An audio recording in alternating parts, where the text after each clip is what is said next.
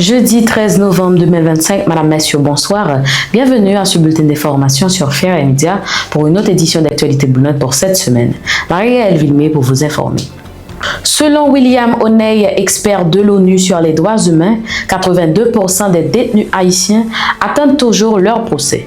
Beaucoup sont incarcérés pour des délits mineurs et subissent des conditions de détention inhumaines.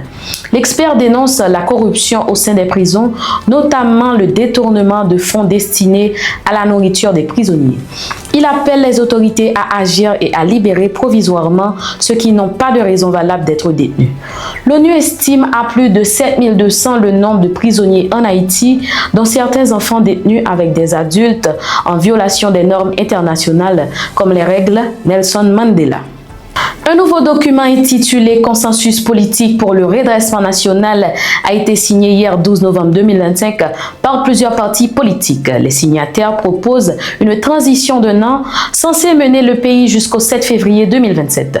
Constatant l'échec du Conseil présidentiel de transition et du gouvernement dirigé par Alix Didier Fils-Aimé, il plaide pour un gouvernement bicéphale, un président choisi parmi les juges de la Cour de cassation ou des personnalités indépendantes et un Premier ministre désigné par consensus. L'accord prévoit aussi la création d'un comité national de suivi et de contrôle de la transition ainsi que la tenue des élections générales au dernier trimestre de 2026. Le texte reste ouvert à d'autres signatures, tandis que d'autres acteurs politiques travaillent à leur propre proposition de sortie dans cette crise. Autre point de l'actualité, le Premier ministre Alix Didier Fils-Aimé a lancé une campagne visant à accroître la participation des femmes haïtiennes aux prochaines élections, affirmant que pas gain démocratie sans femmes. L'initiative prévoit des incitations financières pouvant atteindre 3 milliards de gourdes et impose un quota de 30% de candidates sur les listes législatives. Les partis dépassant 50% de femmes élues recevront un bonus de 25%.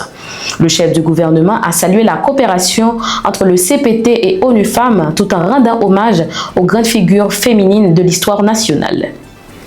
Face à l'augmentation des cas suspects de choléra dans le département du Sud-Est, le ministère de la Santé publique a renforcé ses opérations de surveillance épidémiologique dans les communes de Belance et Grand-Gosier. Avec le soutien des partenaires régionaux et internationaux, les autorités mènent des actions de réponse communautaire pour freiner la propagation de la maladie.